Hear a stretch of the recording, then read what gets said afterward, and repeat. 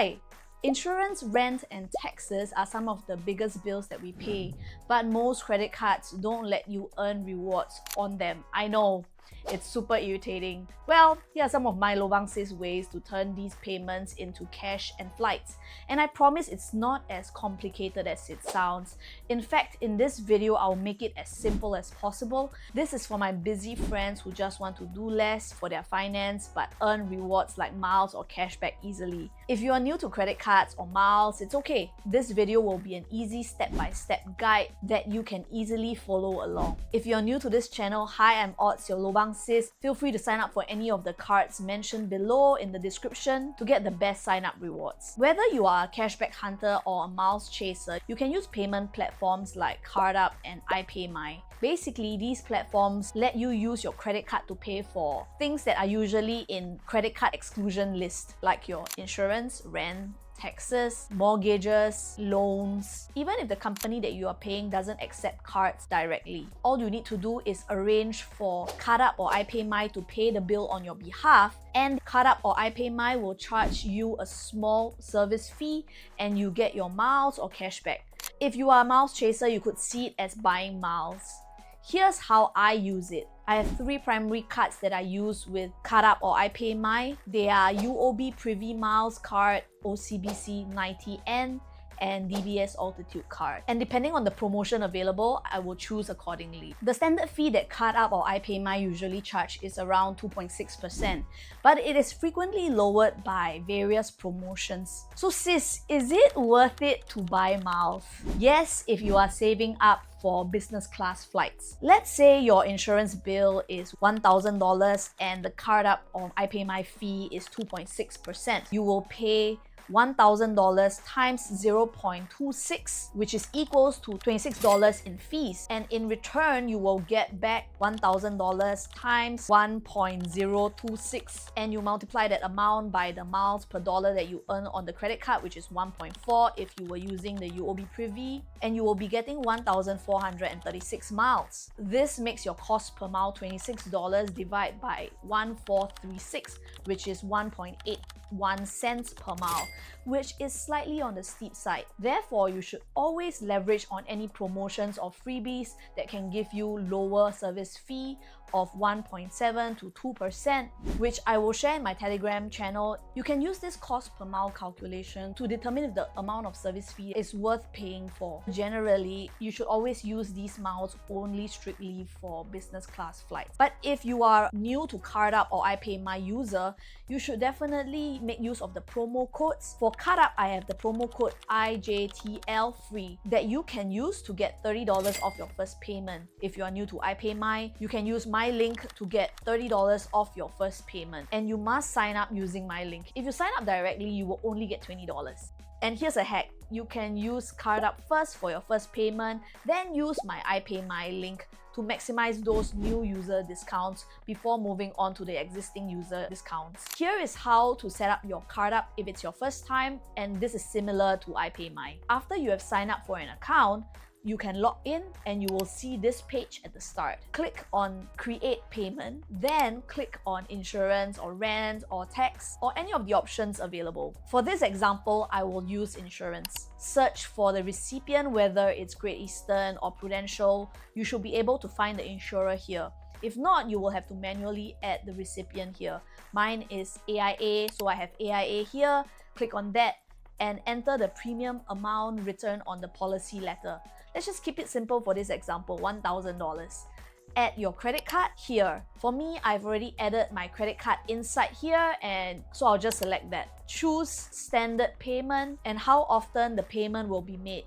And if it's a one-time payment, you want to select the date of when you want the payment to be made. As a good rule of thumb, you should try to do this at least 5 days in advance so that you don't have to pay more for expedited payments. Put your policy reference number, and this is found in your policy letter, or ask your insurance agent for it. Then at the bottom, you enter the promo code IJTL3 for $30 off your first payment or any other promo code that you want. You will see the fees at the bottom, and this doesn't account for the promo code discount yet. So you click on continue and you will see the promo code applied to this page, if any, and it will show you the fees that you will pay. Then you can click on confirm payment setup and it will link to your credit card with the relevant security approvals on your credit card payment. You will see your payment scheduled for charge at the main page here. Sometimes they may request for a proof of invoice to be uploaded, then you can just upload that. If you are paying monthly premiums on your insurance payments, you are probably spending a lot more than you need to. Most insurers charge 2 to 3% extra for monthly payments. It's like paying extra for your Netflix subscription but not getting any premium content. Instead, you can just set aside a certain amount every month and then pay your insurance annually. This way, your money gets to stay in your bank longer and you get to earn more interest of 2 to 3% per annum, which is great, instead of paying 2 to 3% extra. If you're more of a cashback person, there are two great card options for you. The first one is the Maybank Platinum Visa, where you can earn 3.33% cashback on your spending. Only 50% of that spending can be on insurance, and you will need to spend consistently for 3 months in order to qualify for that. This works well if you have monthly payments, but honestly, it is a bit too much tracking for me, and I have given up on that. The second one is the Bank of China Family Card. The magic number here is $833 through CardUp. After fees, you can pocket up to $75 cashback. For bills over $833, you won't earn any extra cashback, so you can pay the rest through AXS or other payments. And finally, here's how I supercharge and automate my setup. I funnel all my credit card payments through the HSBC Everyday Global account and earn an extra 1% cashback on top of my usual rewards. The requirements for this account is so simple that anyone can do it.